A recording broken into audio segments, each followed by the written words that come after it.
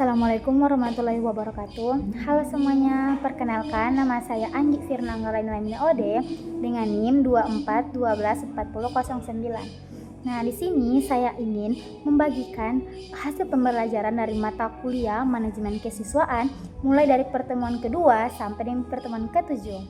Nah, jadi teman-teman, selama 6 pertemuan ini saya belajar bahwa manajemen kesiswaan bukan hanya soal pencatatan data siswa, tetapi juga bagaimana sekolah menciptakan lingkungan yang mendukung tumbuh kembang peserta didik baik secara akademik, sosial maupun emosional.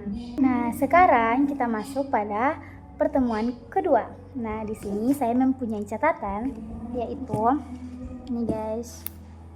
Yaitu dia tentang manajemen kesiswaan, tentang pengertian, tujuan, ruang lingkup, kejelasan dan batasan, urgensi, apa pentingnya dari manajemen kesiswaan. Nah, di sini saya bisa ambil ya teman-teman bahwa di mana manajemen kesiswaan dapat diartikan sebagai seluruh proses pengelolaan yang berhubungan dengan peserta didik, mulai dari mereka itu masuk ke sekolah hingga lulus sekolah. Kemudian kegiatan ini juga mencakup perencanaan, penerimaan siswa baru, pembinaan disiplin, kegiatan ekstrakurikuler, sampai di pendataan dan layanan siswa sehari-hari. Nah, di sini juga ada tujuan manajemen kesiswaan.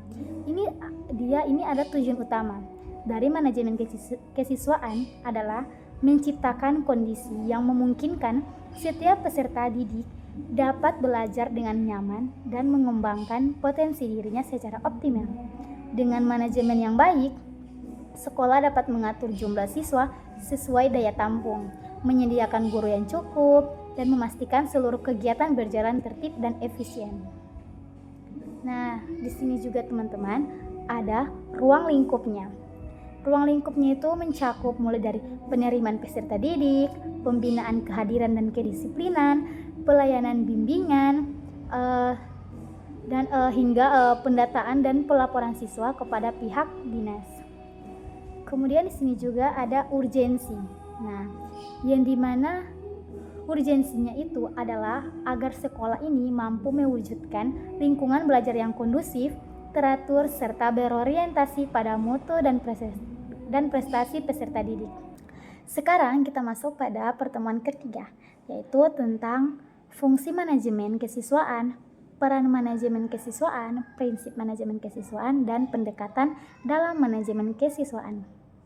Nah, jadi teman-teman, yang dapat saya ambil dari pertemuan ketiga ini yaitu di mana manajemen kesiswaan ini memiliki beberapa fungsi penting. Yang pertama, fungsi pelayanan yang berfokus pada pemberian bimbingan dan perhatian kepada siswa. Yang kedua itu ada fungsi pengendalian, yaitu menjaga agar seluruh kegiatan siswa ini sesuai dengan tata tertib di sekolah. Yang ketiga, fungsi pengembangan, yakni menumbuhkan potensi siswa baik akademik maupun non-akademik. Nah, setelah itu kita masuk pada peran manajemen kesiswaan. Nah, peran manajemen kesiswaan juga ini sangat besar. Nah, dikarenakan melalui sistem yang teratur, sekolah ini dapat memahami kebutuhan siswa secara individu dan kolektif. Misalnya, bagaimana guru dan wali kelas ini dapat bekerja sama dalam menangani siswa yang mengalami kesulitan belajar atau masalah sosial. Nah, terus juga ada prinsip manajemen kesiswaan. Nah, di sini tersangkut beberapa prinsip dasar yang harus dipegang dalam manajemen kesiswaan, yaitu bersifat mendidik, yang artinya setiap kebijakan itu harus membantu siswa tumbuh menjadi pribadi yang lebih baik. Nah, adil, tidak membeda-bedakan siswa, demokratis, melibatkan partisipasi siswa, dan kooperatif, yang artinya melibatkan semua pihak yang ada di dalam sekolah. Nah, dalam praktiknya itu, pendekatan yang digunakan bisa bersifat kuantitatif, fokus pada data yang administrasi, seperti absensi dan nilai, kualitatif, yang lebih menekankan pada kesejahteraan dan hubungan antar siswa, atau terpadu, yaitu memadukan keduanya agar berjalan seimbang. Sekarang kita masuk pada pertemuan keempat, yang dimana yang berjudul konsep perencanaan peserta didik, sensus sekolah, dan penentuan jumlah peserta didik. Nah, jadi yang dimasuk dalam pertemuan keempat ini, menurut saya itu di mana perencanaan peserta didik ini adalah proses awal dalam mengatur kebutuhan, jumlah, dan karakter siswa agar kegiatan belajar ini berjalan secara efektif. Nah, dan tahap ini juga sangat penting karena menjadi dasar bagi sekolah dalam menentukan daya tampung, jumlah guru, serta pembagian kelas dan fasilitas belajar. Nah, kemudian dalam perencanaan, sekolah ini biasanya mempertimbangkan beberapa faktor seperti jumlah lulusan dari sekolah sebelumnya atau ketersediaan ruang belajar, serta kebijakan pemerintah seperti sistem zonasi. Nah, selain itu kan ada juga perencanaan ini digunakan untuk memperkirakan kebutuhan sumber daya sekolah, mulai dari tenaga pendidik, sapras, hingga anggaran dana BOS. Dengan demikian, perencanaan peserta didik ini bukan sekedar hitung-hitungan jumlah siswa, tetapi bagian dari strategi untuk meningkatkan mutu dan pemerataan pendidikan. Nah, kemudian kita masuk pada pertemuan kelima, yaitu tentang masalah penerimaan peserta didik serta kendala dalam penerapan kebijakan dan sistem penerimaan siswa baru. Nah, di sini yang dimaksudnya itu adalah penerimaan peserta didik baru atau PPDB merupakan salah satu tahapan penting dalam manajemen kesiswaan. Namun dalam pelaksanaannya ini sering muncul berbagai masalah dan kendala. Salah satu masalah yang sering terjadi adalah jumlah pendaftar yang tidak sebanding dengan kapasitas sekolah. Di sekolah negeri, pendaftar biasanya kan sangat banyak, sementara di sekolah swasta ini kadang sebaliknya. Jadi timbul masalah lain seperti sistem zonasi yang meskipun bertujuan untuk pemerataan pendidikan, tetapi masih menimbulkan pro dan kontra di masyarakat. Nah, selain itu juga ada kendala teknis seperti pertama itu sistem pendaftaran online yang error, kesalahan input data, atau kurangnya sosialisasi kepada orang tua siswa. Nah, kemudian dari sisi kebijakan, perbedaan kondisi antar daerah juga sering menyebabkan ketimpangan. Misalnya daerah perkotaan yang lebih siap dengan teknologi dibandingkan daerah di pedesaan. Nah, cara untuk mengatasinya juga itu diperlukan koordinasi ya dengan baik antara sekolah, dinas pendidikan, dan masyarakat. Transparansi dan komunikasi menjadi kunci utama agar kebijakan PPDB ini dapat berjalan adil dan efisien. Nah, sekarang kita masuk pada pertemuan ke-6 dan ke-7. Di sini yang berjudul itu tentang konsep penerimaan peserta didik, pengelompokan peserta didik, dan pendataan peserta didik. Nah, kalau menurut saya ya, yang diambil dari pertemuan ke-6 dan ke-7 ini, yang dimana penerimaan peserta didik ini sekolah itu membentuk panitia PPDB yang bertugas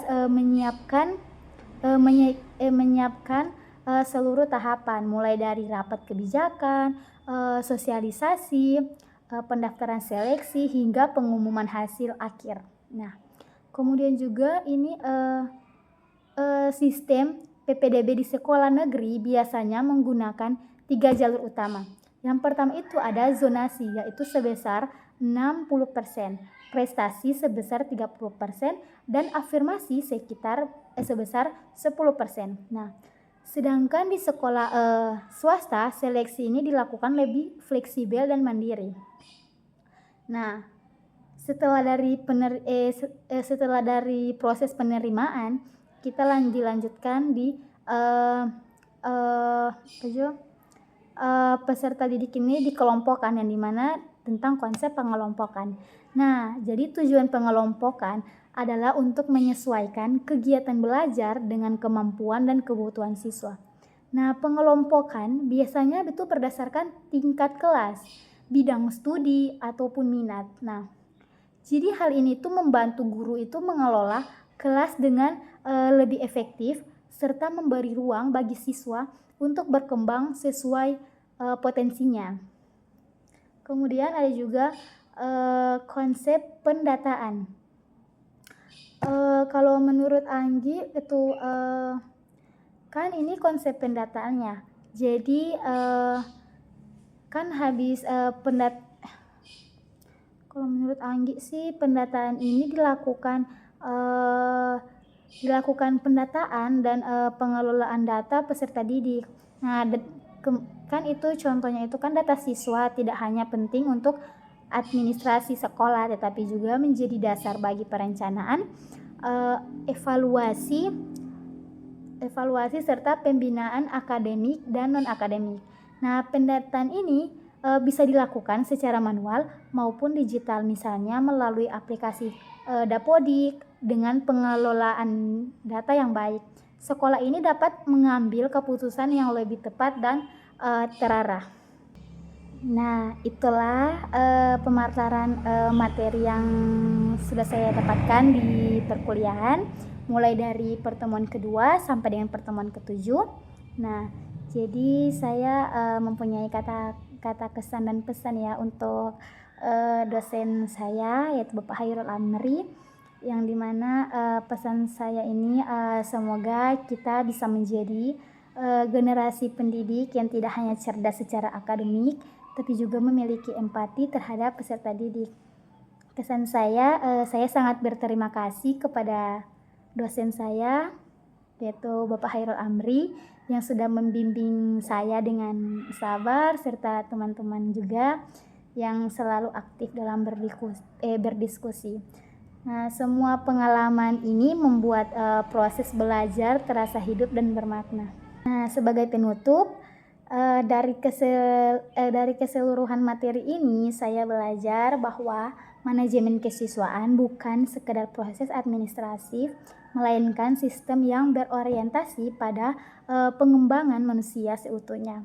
Setiap kebijakan dan kegiatan di sekolah seharusnya berfokus pada bagaimana siswa dapat tumbuh menjadi pribadi yang berkarakter, mandiri, dan berdaya saing. Itulah dari saya. Wassalamualaikum warahmatullahi wabarakatuh. Terima kasih.